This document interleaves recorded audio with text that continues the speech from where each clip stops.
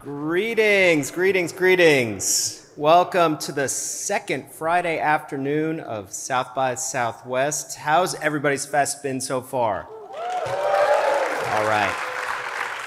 It is my distinct privilege to introduce today's keynote session with Beck and Amanda Petricic. But before we bring them out, I want to let everybody know about a few other things that they should check out later today. Right here in this room, right after the session at 2:30, we have a session on changing the future of food with the one and only Ron Howard and Nate Mook from the World Central Kitchen. We also have the future of surf at 2 p.m. at the Sunset Room, going to be a real fun session. That's about 2 blocks from here. And then my favorite, Flatstock 77, amazing poster show just downstairs. You could ship posters home, so you don't have to lug them around. So go down and support all the amazing artists down there. I'd also like to thank our sponsors, White Claw, Blockchain Creative Labs, Audible, Volkswagen, and the Austin Chronicle. They have fully supported South by Southwest programming vision. In particular, for today's keynote, I want to give a big thanks to Capitol Records and to Silva Artist Management for putting this together.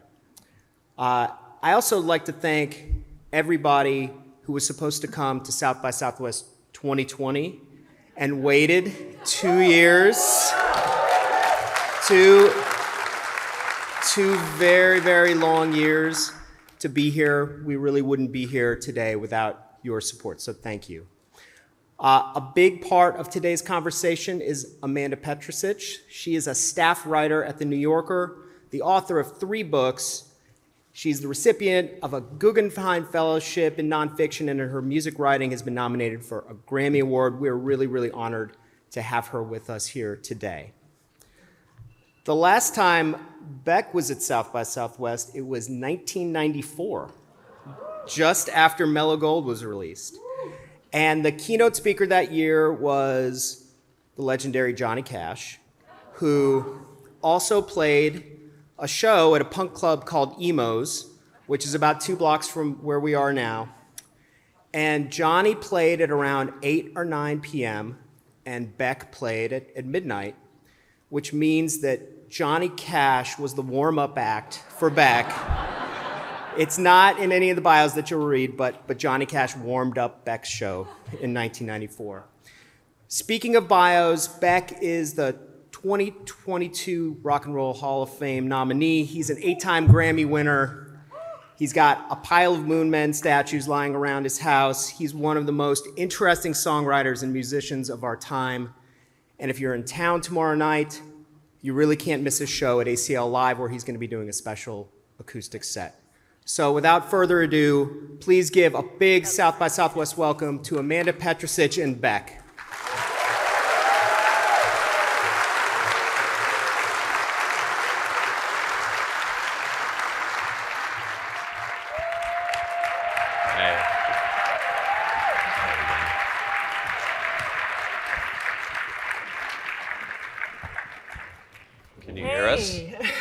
On?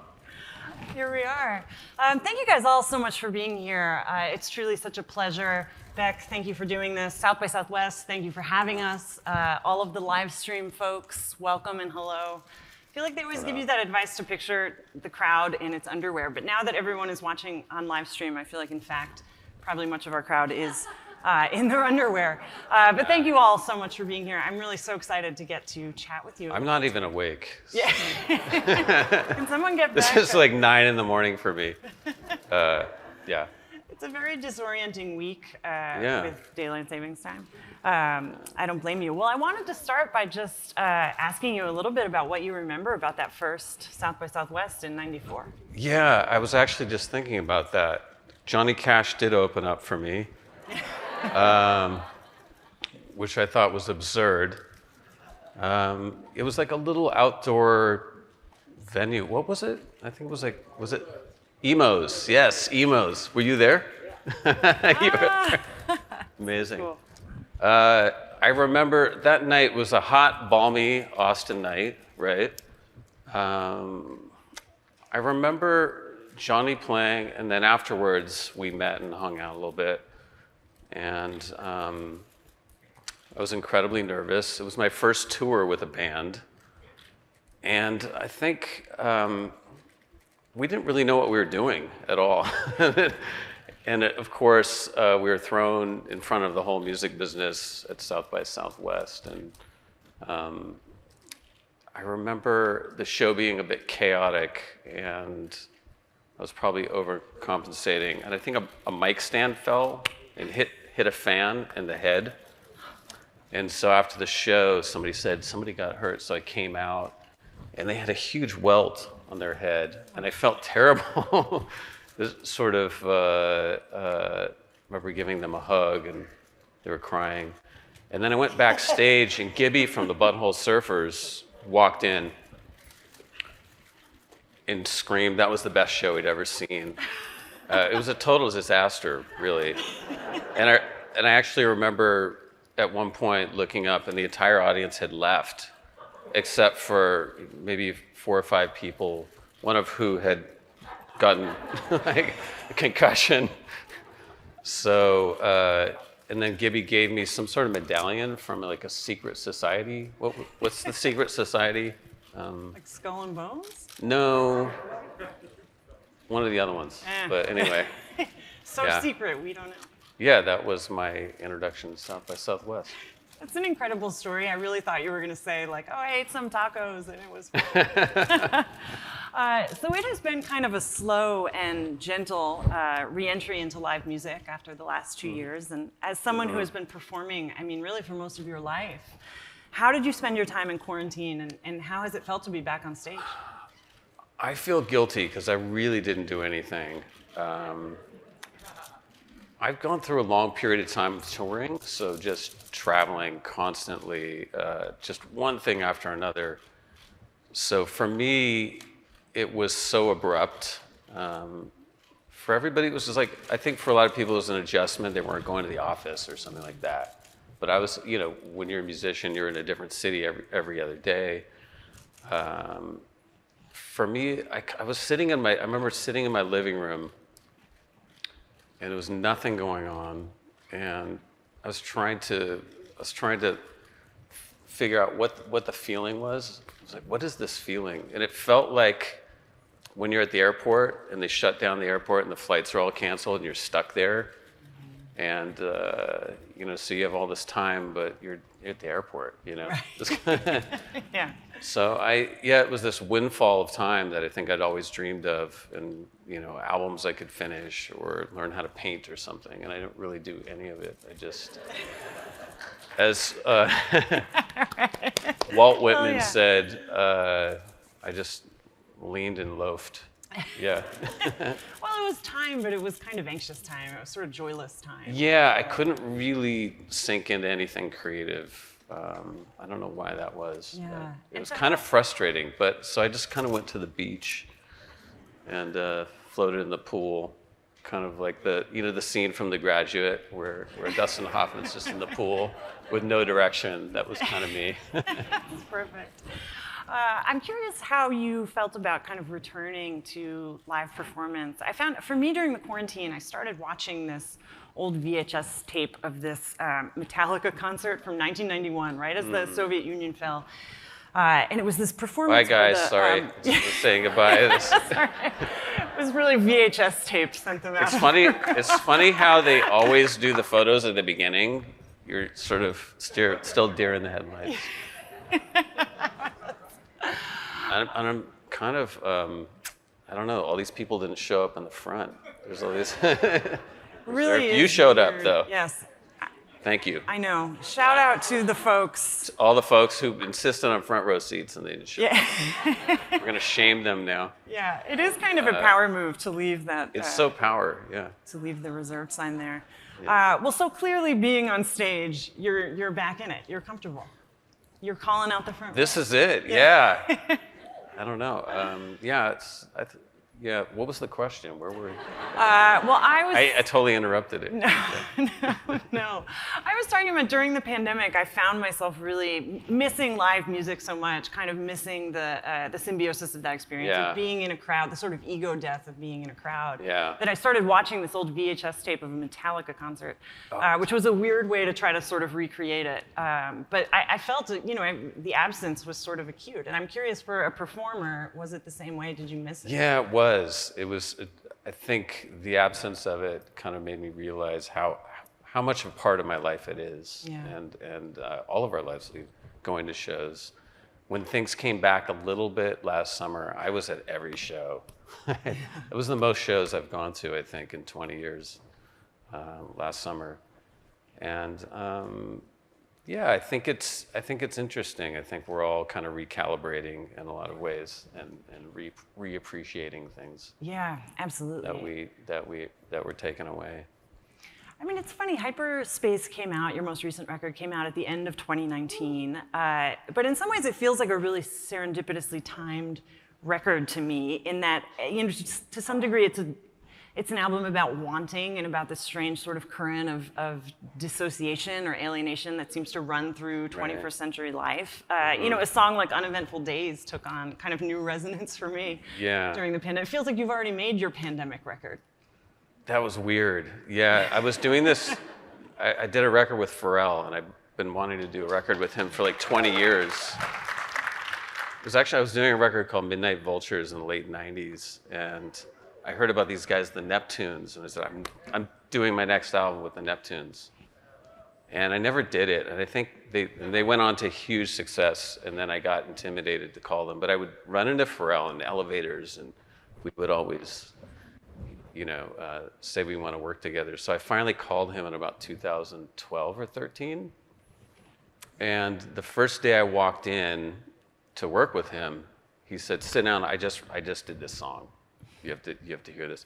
And the funny thing, I was talking to my manager before I went in to work with Pharrell. She said, "What do you want to do with Pharrell?" And I said, "I don't know, I just want to make something really happy.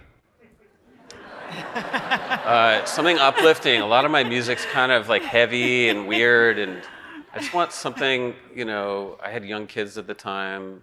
They were playing pop music. I just wanted something that had a lot of light to it." And he's the perfect person for that. So he sits me down and he plays the song Happy. I was like, I guess you already did that. So I showed up about 3 days too late. So maybe that song, in another life, in another reality, that could have been my song. Who knows? So obviously he went on to crazy success, and I didn't see him for 4 or 5 years. And then we got back together in 2018, I think, and we kind of finished that project, and that was Hyperspace. But I remember he had this idea for a song, uneventful nights, uneventful days. And it's a song about like a guy who's just sort of isolated and there's nothing happening in their lives. And my life was the opposite. It was chaos. There was just so much happening. It was the busiest time of my entire life. I said, why are we writing this song? It makes no sense. But Pharrell has this kind of antenna, like intuits things. And it's weird how prescient that song was, right? Absolutely, totally. I mean, I don't think any of you have heard this song. Honestly, it wasn't a hit or anything, but check it out. The lyrics are weirdly sort of pandemic. Yeah. And I didn't know, why are we writing this? What does this mean? And that, I can't really explain that. I mean, what I'm taking away from this is that Pharrell knew the pandemic was imminent. He didn't know, but he was tuned into. I don't know. I'm not going to try to explain it, but it is strange. When I was writing a story about you in 2019 for The New Yorker, I had a chance to talk to Pharrell about his collaborations with you, and he is of course quite fond of you. But he described you as always this guy walking in a green pasture, which I just thought was brilliant, and in fact, Pharrell would make extraordinary. Very Whitman-esque as well. Whitman-esque. He could have like a career some straw out of my mouth. Wait, walking in a pasture? Always walking in a green pasture. Right. Okay. Yeah, I loved it. I was like, well, that's. I am free range and grass fed. So you are right now at a point in your career, 3 decades in, which is remarkable, where it seems to me you've kind of checked a lot of boxes in terms of, what are the markers we would think of as kind of classic success. A Grammy for Album of the Year, you're a nominee this year for the Rock and Roll Hall of Fame, sold out global tours. Yeah. It's not small potatoes. I'm curious if those things have given you a sense of achievement, or do you still feel the same hunger you felt when you were starting out? It's weird because you don't really think about, those are all like milestones, and you don't really think about those things. I don't know. I think it's a different kind of hunger. Like the hunger deepens. Like I was on tour with U2, and I've hung out with some other, even Paul McCartney, who I worked on. When you talk to them, all they're thinking about is the next record. They really want to make a great record. They want to do the next thing. And I think that doesn't go away. I'm still just trying to write a good song. And if I'm playing, like I played a gig with the Strokes a couple months ago, and you're in that room, and the audience is singing every word, just like the lyrics are in their blood. And the lyrics in my songs are too weird for people to sing along. So I'm just like, I want to write a song like that, where everyone's just spontaneously singing the song. And I think I'm still like such a student of what I'm doing, and the music that you have in your head, or what like what an artist is like trying to attempt to do, is just so always out of reach. So I'm still reaching, and that's kind of what I'm focused on. Well, I think that's a phenomenal way to be. I mean, that's how an artist sort of keeps evolving and. Yeah, and I think you look back at your work. I don't know if there's other artists here. You just see things that you want to fix, and so that's what drives you to the next album, the next project. Is like you're constantly trying to. Not evolve, but just you're trying to crystallize what it is you're doing. Yeah. I don't know if you ever get to it. Yeah, well, one kind of hopes I don't think you right? do. Yeah, I don't think you do. Yeah. Well, I wanted to talk to you a little bit about growing up in East Los Angeles in the 1970s, and kind of specifically how the richness and the chaos and the sort of utter saturation of that neighborhood kind of made its way onto your records. Yeah, it's weird. It's not a conscious thing, because I grew up kind of a forgotten part of LA. It was kind of a neighborhood that, if you said I'm from this neighborhood, most people hadn't even heard of it. So I felt like a little bit. It was like an invisible culture. It's not the Los Angeles you see in films and in the media. It was kind of. The neighborhood I was at was mostly Mexican, Salvadorian, but there was a Vietnamese kind of community as well as near Koreatown. So it was kind of a mix of a lot of things. It's funny, I had some artwork stolen recently, so the police had to come and do a whole report, and we were just chatting. And I told them I was from LA, and I told them the neighborhood I grew up in, and it was kind of a notorious area. And there was a movie, I might be wrong, I think it was called Training Day. Yeah. I think that was about the neighborhood I grew up in, and it was really, the police were corrupt, there were certain gangs, I'm not gonna talk about which ones they were, because, but it was pretty hardcore. It was, I think it was known, during the time I was a teenager, it was one of the most violent places in the US. Like, it was just like, I remember playing with bandages with blood on them in the morning, like from the guys who got shot in front of where we lived the night before. But it was also kind of loose and free. I mean, there were literally like chickens running down the street, and like you could kind of do whatever you wanted in a weird way. but it was pretty impoverished. And there was a lot of, like for instance, if you walk to the store, sorry not to go too far in all of this, there would be like a used furniture place, but they would also do your taxes, and they rented videotapes. So everything was kind of. That sounds like a Beck song. Yeah, exactly. It's like there was a lot of multi-leveled things happening, you know. Well, the last time we talked, you said that the saddest day of your childhood was watching LA's Central Library burn down in 1986, which was a presumed arson at the time. I think something like 400,000 books burned that day. Terrible. So before the library disappeared, I'm curious what sorts of things you were discovering there. Well, I was mostly ditching high school. The school that I went to, I was ditching, basically. I love school, actually, but I think I found myself, it was this old library, it's the Central Library in downtown. It's kind of an iconic building. And there wasn't a lot of people there. It was kind of abandoned. And for me, I think at the time, it was like old scores, there would be historical accounts of the Old West. There were so many books, and a lot of them hadn't even ever been pulled off the shelf. So in a way, the library was like my internet. It was kind of like an analog internet, and I could just get lost in there in these different rooms and found all kinds of random things, and especially like growing up with no money at all, no resources. This was like this.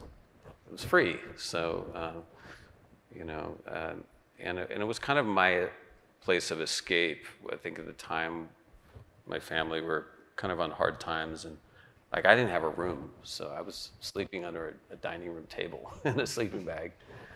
So this was like a place I could go and kind of have my own space, and it was my escape. And of course, on the evening news one day, it was on fire. The whole thing burned down. I couldn't believe it. I didn't think it was possible. And, 400,000 books. So some books that probably the only copies, in the world were gone. Yeah. But there's a history of libraries burning, and I think pretty early on it demonstrated to me how ephemeral all this is. Like even.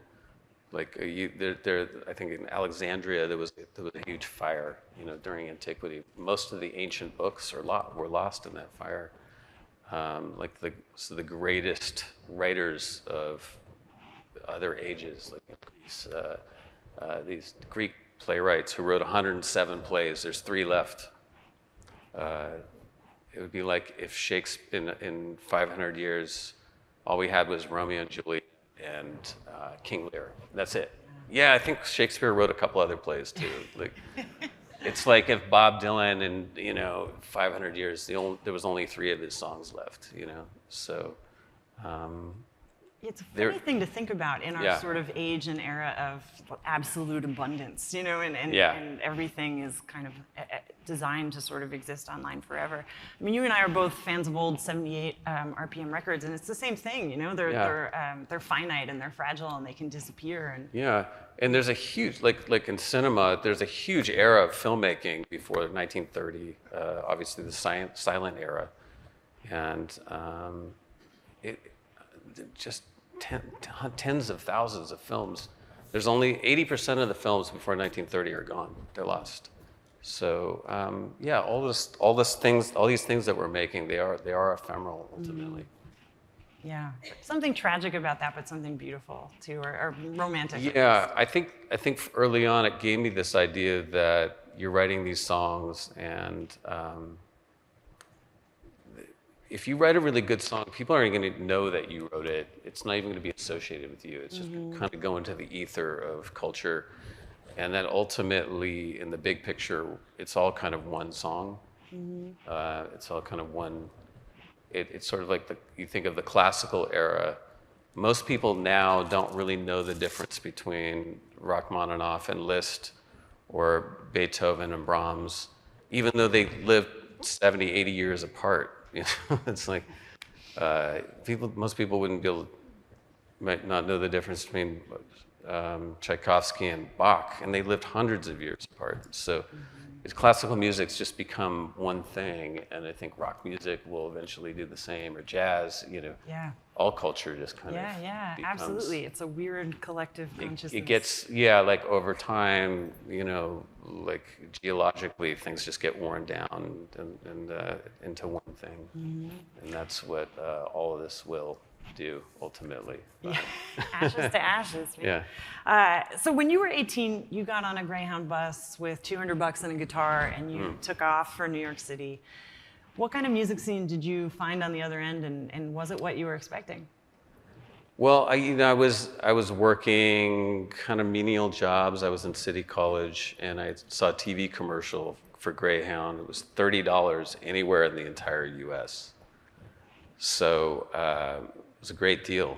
So I went down to the Greyhound bus station.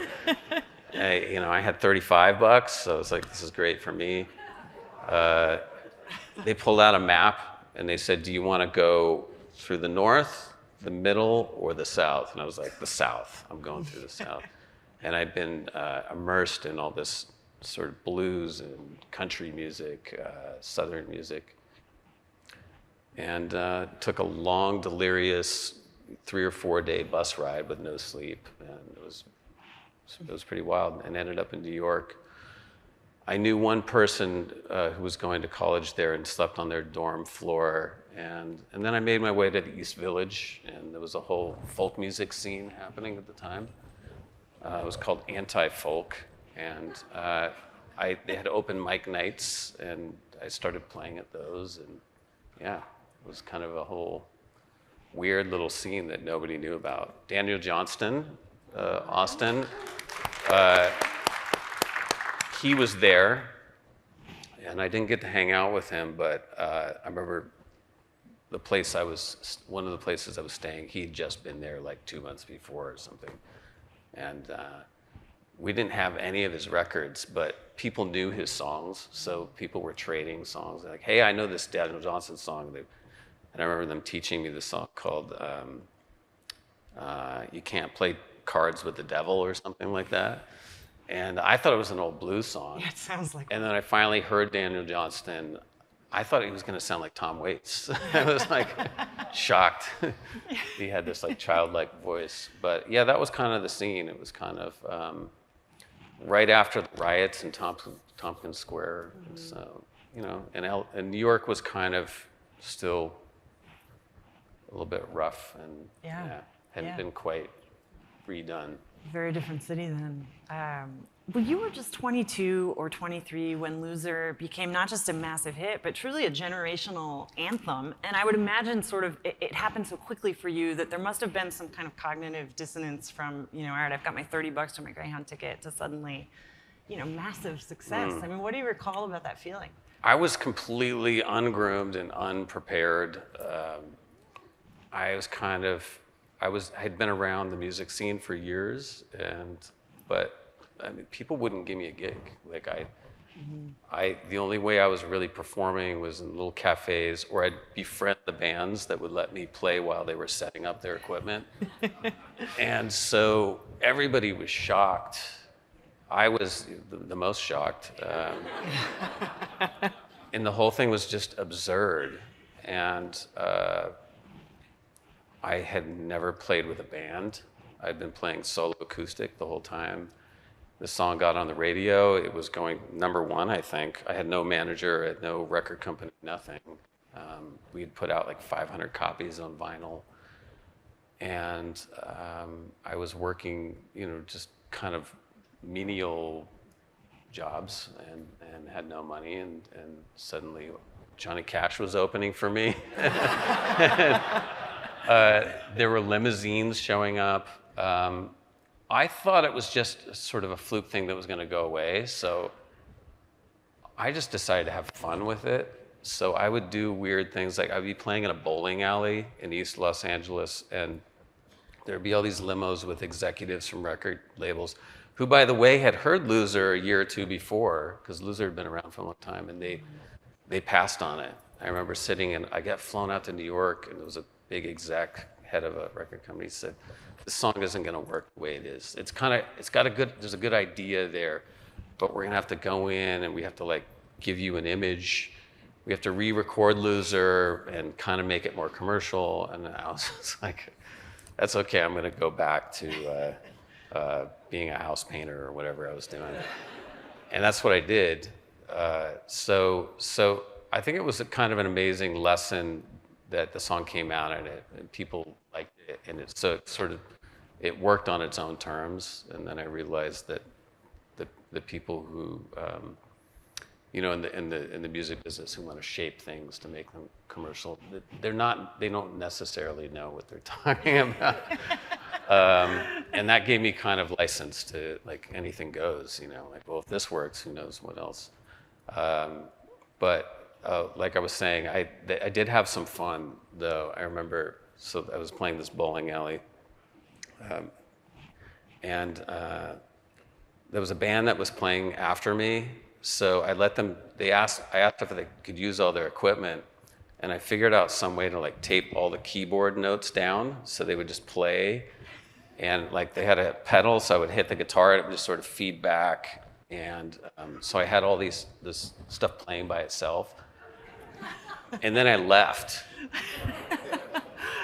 And I went home and I called the bar, and the bartender answered, and I got him to, I think the phone was on a cord. He got him to reach the cord to the microphone, and I had him hold it up to the mic, and then I said I was home, and like, I don't know what I did. It's like, disappeared. That story is a perfect segue into my next question. I still got signed, which was amazing to me. They still signed me. Well, listening to Loser in 2022, I'm struck by how incredibly funny the song is. And humor, I think, is of course so kind of prevalent in your discography. And I sometimes think that for modern listeners, we have sort of lost the plot in terms of, humor has become really hard to metabolize in music. It's like it has to be bloodletting now, or it's bullshit. But I'm curious about your relationship to humor, especially around that time, because the bowling alley gig, that's a pretty good gag. I really struggled with the humor, because I think when I first started making music, I'm like, I looked up to Leonard Cohen and Joni Mitchell and Nick Drake, like all these kind of deep music makers, and so I think I went in with a lot of sincerity and wanted to make something really substantial. And then I got on a stage, and this is in the era, kind of, I guess, what do we want to call that time? Like grunge, the beginning of indie rock, alternative, alternative music. And I got up and I'm playing these old folk songs, and people were just going, "Yee-haw," and they called me farm boy. It was so reductive, and I realized that this just wasn't going to fly, and so I think I was just trying to amuse my friends and the people in the audience, so I would just make up really random things, just about my life of the day. And so a lot of humor came into the music just because that was the environment I was in. And but when it came out into the mainstream, people took the humor as like, "Oh, this is ironic. He's not sincere," or it's kind of a joke, or what is this? And I think humor, I don't know, the Beatles, did anybody watch the Beatles documentary where they're making the album? There's so much humor, there's so much playfulness in the studio. They're constantly clowning around, and that's kind of, I think that's part of music. That's kind of the beauty of it. It's kind of, it is there should be a sense of play. But I think maybe it's more of an American thing. It's hard, we like to compartmentalize.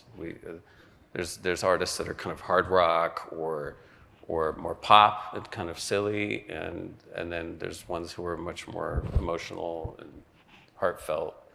It's hard for us to have that all exist in one person, but that's how we are. As humans, we have all those facets. So why do we have to separate them out in artists? Yeah. Does that make sense? No, I give the question to you. Yeah. Yeah, I think it's evolving, though. I think that there is a place for sincerity and playfulness in the same artist. Yeah, no, absolutely. I think so too. I agree. So you followed up Mellow Gold, where there was One Foot in the Grave, but then came Odelay, which I always tend to think of as your Tusk, this kind of idiosyncratic follow-up to a record that had sort of primed you for huge commercial success. Odelay turned 25 last year. Yeah. And for me, it's just a gutsy record that obviously turned out to be a colossal Still success. living at home, though. Yeah. Yeah. 25 and in the basement. Poor guy. What sort of expectations did you have for it at the time? There was a pretty well-known producer who came to me before it was released and told me he'd heard it and not to release it. It was a big mistake. The whole thing needed to be redone, new songs. The album was going to be a failure, and I spent a lot of money at the time, which was more money than I had ever seen on this record, and I spent all this time. So I knew it had to come out, and I thought it was going to be a failure. I think at the time, my first record came out, and it was a bit dismissed. Loser was a big hit, but there was a lot of one-hit wonder, novelty act, and all that, which I kind of believed. I was like, well, if I'm going to be a novelty act and kind of forgotten next year, let me make one more record where I just kind of do all the ideas I ever wanted to do. And I was shocked that it actually found an audience. It was a complete surprise. It got good reviews and all that. You got an incredible amount of bad advice. Yeah. in your career. It's funny. There were a lot of voices telling me you're going the wrong way, and I don't know why. I think when you're young, you just have a kind of a strong instinct on things, and yeah. Hey, it worked out. Yeah, I mean, it's still Odelay was a modest still for its time.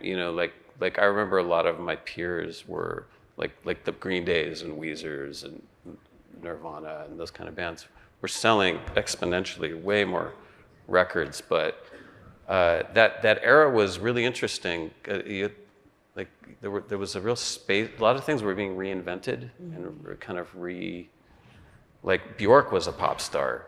Yeah. Like you turn on the TV and Bjork was on. That's a really that was kind of a special time in music. Mm-hmm. Absolutely. So you mentioned a little bit earlier a kind of move away in your later work to maybe a more almost sort of minimalist approach to lyrics. But you are one of my favorite modern lyricists. And there are songs of yours that I've spent decades with, but I find that even now I'm still kind of unpacking certain lines or certain images or ideas. And I know you also mentioned that early on the press was sort of dismissive of your lyrics as if they were just kind of strung together random phrases. But for me, I always heard a lot of intention and a lot of care and the sort of New York school of poets, the kind of John Ashbery, James Schuyler, Frank O'Hara kind of influence in there, where the language is playful, but it's also incredibly sophisticated. And so I'm curious about that sort of evolution. Yeah. It's a compliment. Yeah, no, it's good. I like this. Well, is that far off, or does that feel true to you, that there was a real intentionality? It was you very. Read books. It was I know very for a fact you read books. Yeah, it was very intentional, and I was kind of discouraged. You're right. The lyrics were completely dismissed. I remember things like people would say his lyrics are just like word salad, or just a bunch of things nonsense strung together and.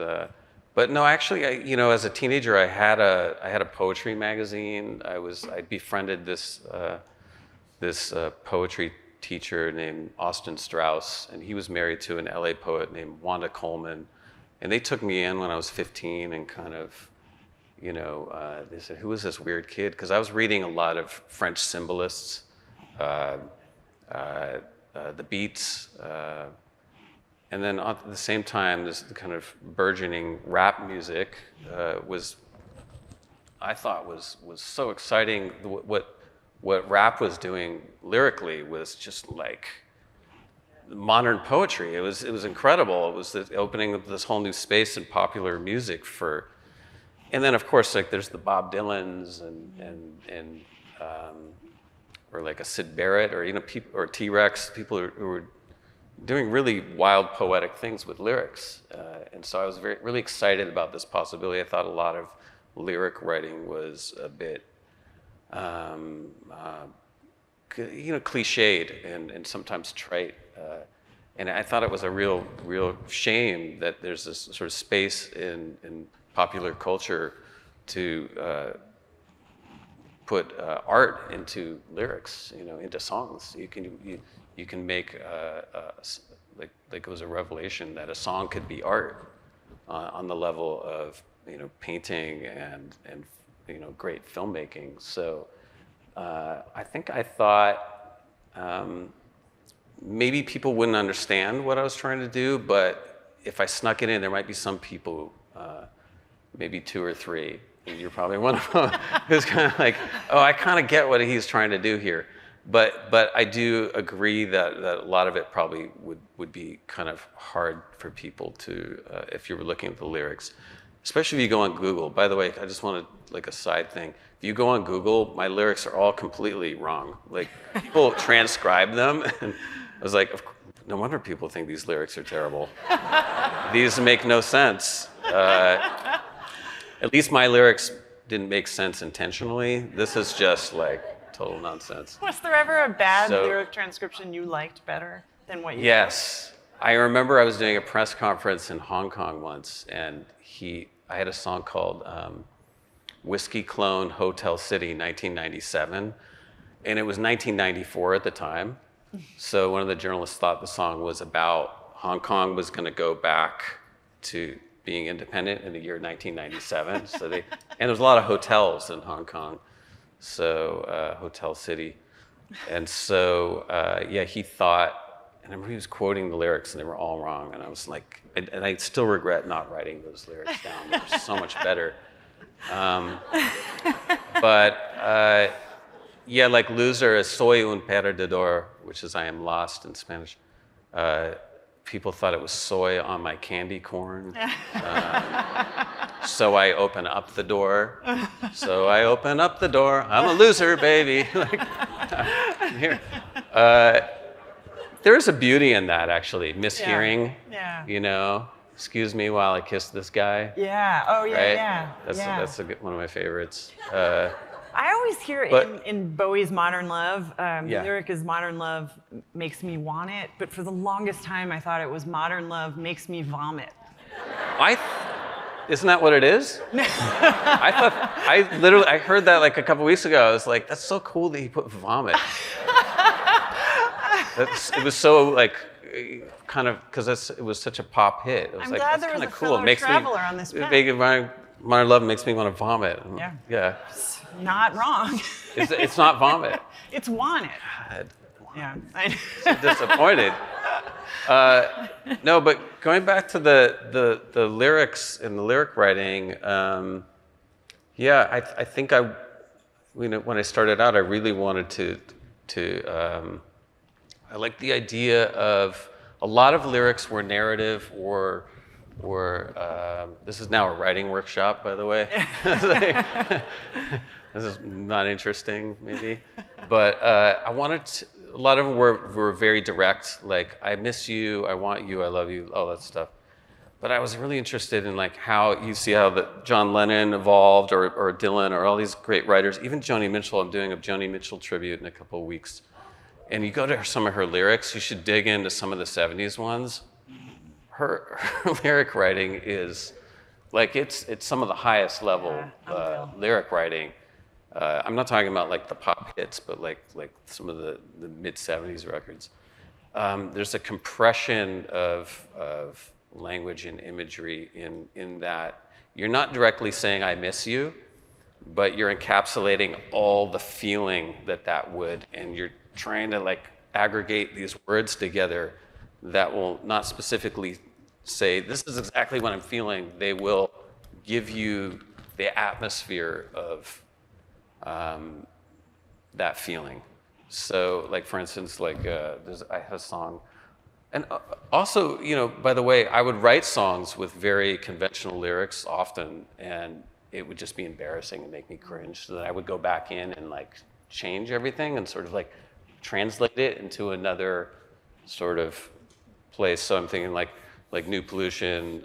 She's got a cigarette on each arm. She's got the lily white cavity crazes. She's got a carburetor tied to the moon with her pink eyes looking to the fruit of the ages. That doesn't make any sense really, but it does give you there's an energy to it, and it kind of puts you in a mental space that's kind of beyond meaning. And so I think that's what I was excited about, and I kind of learned that from a lot of the poets. And when when Loser came out, I remember one of my shows, Allen Ginsberg, the beat writer, probably one of the greatest poets of the last 100 years. He came and we sort of befriended right there, and I was so relieved he kind of understood what the song was doing. Even though it's like, in the time of chimpanzees, I'm a monkey, butane in my veins, and I'm out to cut the junkies with the plastic eyeballs, spray paint the vegetables, dog food skulls, beefcake pantyhose. It's totally non-silence, but it's an energy, you know? Yeah. And it gives you that sense of that kind of wild energy, rage, or whatever you want to say, you know, however you want to encapsulate that feeling of being young, a little bit alienated, in this kind of bizarre culture, this bizarre world that adults have constructed. And that, you know. Absolutely.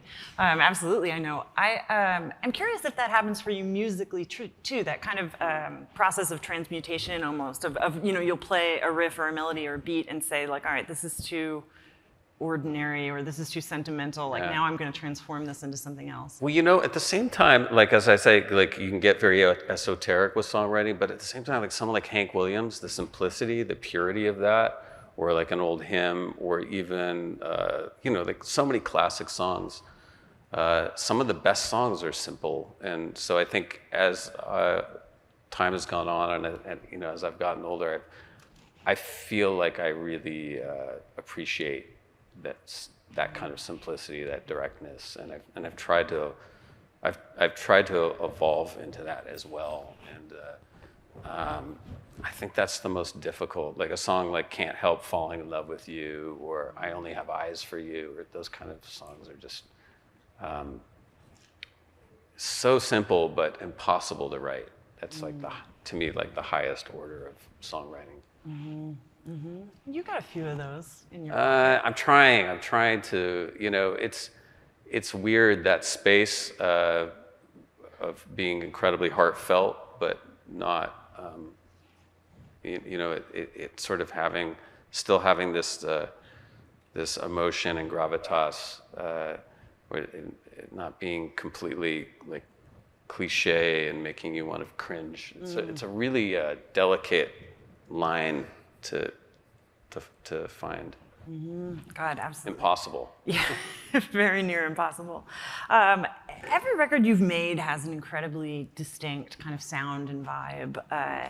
And it's genuinely extraordinary to me sometimes that the same dude made, you know, Midnite Vultures and Sea Change and Hyperspace and Odelay. And I'm curious if you had to, and this might be an impossible question, but if you had to kind of pin down a through line, something that unites your entire discography, could you do it? Even though they all sound different, like here's the thing that's constant. No. Yeah, I think I was really struggled with that when I was starting out, that I loved Woody Guthrie or Son House, but I also loved the Beatles or, you know, Cheap Trick or something. and it was, how do you reconcile these things? And I think, and like I said, there was like when I was growing up, it was very divided. When I was growing up, if you liked heavy metal, you couldn't talk to people who liked punk rock music. And those people couldn't really talk to like an older guy who liked jazz. Like everything was very divided. And I think what's happened in our modern era, especially post-streaming, is everybody likes everything. It's all kind of mixed together, which is great. It's good for me because my music is sort of so discursive and almost musically schizophrenic in that way. But again, it goes back to the idea that it's sort of beyond genre, where the idea is this is all, they're just iterations of the same thing. These are just all songs. These are different ways of making songs. This is different ways of saying the same thing. And it's sort of like with genre, it's just a wide, it's a wide world of possibility. So why deny any of it? But you know, I think when I came out and I had all these different kinds, I had the folk kind of thing, and I was doing rap music. It made people mistrustful because there wasn't an identifiable, like strong, you know, mark of like this is who I am. This is an identity. It was a little bit like a Zelig kind of thing, and so I think over time I've realized that I was probably more influenced by filmmakers than musicians, and I think I've approached albums maybe from the standpoint, hopefully not too pretentious, but like the way a filmmaker looks at it. You know, like each album is kind of like a filmmaker. You know, they're going to make something that's set in the West, or something that's takes place in the '70s, and then the next film is going to take place in England. You know, so each record is like a different setting, a different mood, a different world that you're creating. I'm curious, I mean, I as someone who has a deep and appreciative relationship with visual art, with film, cinema, I'm curious if when you're writing songs, music, if there's a visual component that comes into play for you, if you're ever sort of working on a record and you're like, this needs a little more yellow, or this needs a, you know, zigzag, or this, I don't know if this sense. I definitely need more yellow. Yeah. I think, you know, it's actually interesting. Pharrell has that. I think it's called synesthesia. Is that what it's called? He sees music as colors and shapes and things. I think, like I said before, I think of it in terms of like cinema. So I'm sort of thinking about atmosphere. Like, what is the atmosphere? What's the cinematic space of this music? You know, what world is it living in my mind? And I'm kind of pushing and gravitating towards that. In that sense, do you think you are maybe more fond of the album as a format, as, you know, a collection of songs, versus the sort of direction the music industry seems to have been moving in for the last decade, which is, you know, individual singles? Yeah, I like the album because I like the way that songs speak to each other. I like how songs segue into each other. Context is everything in an album, and so with a great album, you know, the way the songs are strung together, it amplifies. It becomes something bigger than the individual songs. I mean, obviously, you know, you can take a great album and there's the song that everybody likes, but when you take the whole trip of the whole record together, it adds up to something even greater than the individual parts, and that's what I'm kind of interested in. What is the whole record? What is this group of music all together? What feeling do you get at the end of all of that? And it is going away. I know, you know, I'm talking to people I work with, and we're more interested in singles and EPs and that kind of thing.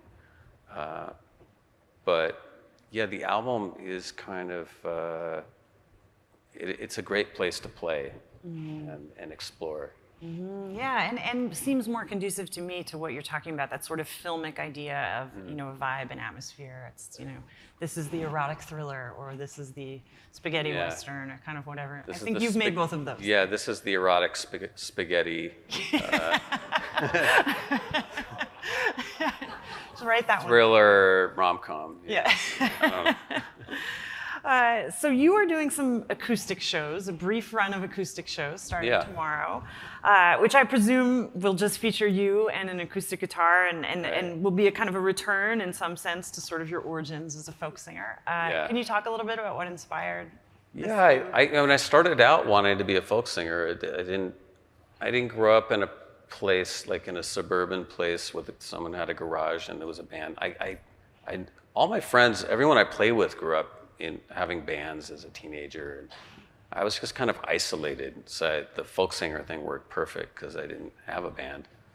I think I either would have become that or like an electronic DJ. I think in another life I would have been more like an Aphex Twin or Moby, like one of those kind of.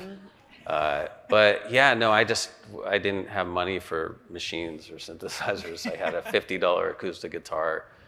And I think to me it's like, you know, when you're making albums and music, and I've had bands, I've had 13 band members, I've had horn sections, the whole thing.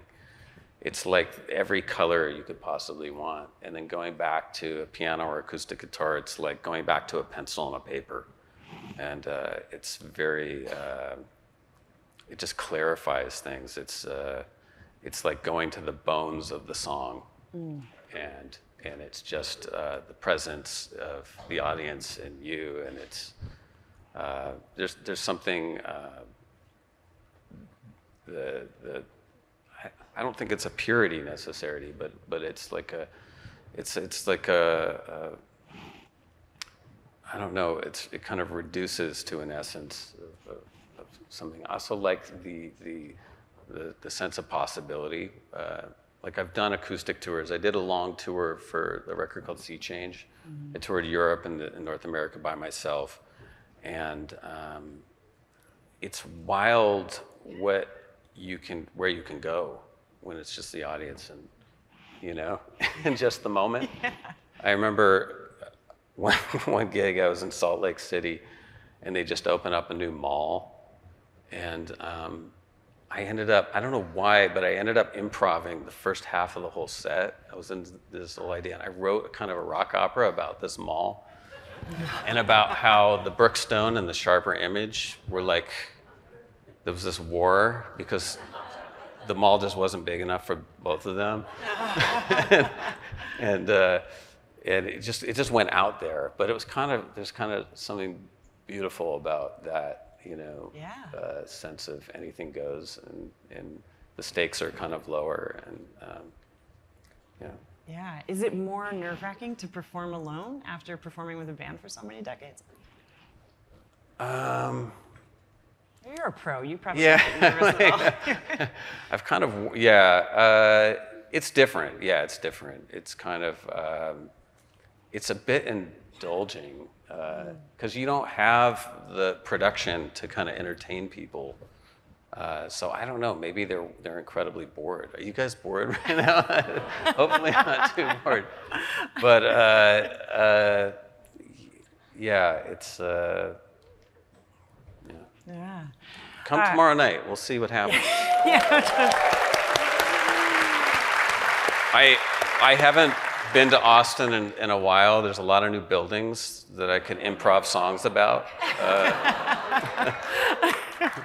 It can be your Austin skyline instead of Austin Nashville skyline. Yes, I like companion piece. It's gonna be an NFT actually. It's not gonna be an NFT. That's very much in the spirit of South by Southwest. Yes. Well, we only have a couple minutes left, so I just wanted to Yeah. ask you one more question. But I'm curious about your relationship to I mean, we've talked about the future and the past, and your relationship to your past work. I know you're someone, I was fortunate enough to get to spend some time at Capitol Records with you in your archive and getting to hear some old pieces that you're sort of still working on or kind of reimagining and bringing them into the future. It always reminds me of that wonderful John Coltrane quote about songwriting, which was start in the middle and write in both directions at once. which I feel like That's is great. Yeah, yeah. I mean, I don't know how to do that, but but I love the idea. And I'm curious now that the technology, speaking of NFTs, now that the technology has sort of made it possible to put a record out there that's constantly changing. I mean, you could just be working on it and it kind of exists online, and if you listen to it in the morning, it's one way, and if you listen to it at night, it's different. Is that something that interests you, this sort of revisiting of old work, retooling past material? Actually, does interest me. And it's interesting, like I think there's certain artists who work on a record, put it out, and then because of streaming, they'll fix some things and then repost it. I think that's actually a really interesting, or to come out with a record that you redo every couple of months and you tweak that and then keep putting out so people keep coming back to it. That's actually a good idea, right? Somebody should do that. Maybe Kanye is actually. I feel like right? yes, exactly. I think he has done that. I've actually been re-recording some of my old songs lately because I'm doing this project they needed me to do a handful of my old songs, so I'm re-recording Loser and Where It's At by myself, playing all the instruments. And I think Taylor Swift redid all her stuff. Yeah. It's an interesting concept to go back, and I think Sinatra re-recorded songs over the years as well, like maybe Elvis too. I think it's a bit arbitrary that you end up making a record and that's the only version of that record that exists, because you go out for another 20 years and you play these songs, they evolve, they change, they go in different directions, and then they even evolve into like completely different songs, like Bob Dylan, like some of his songs have just evolved into completely different things. Yeah, Dylan live right now, I mean, some of them are unrecognizable, but in the most glorious way. Yeah. Yeah, absolutely. Well, when you released Song Reader, that was a sort of way, which was the collection of sheet music and not recording. Yeah, I did an album that instead of recording the album, I put it out as sheet music, so people had to play it themselves, which was a big hit with the people who like to sight read and hang out at sheet music stores. Well, Beck, I want to thank you so much for doing this today. Thank you guys so much. Thank you.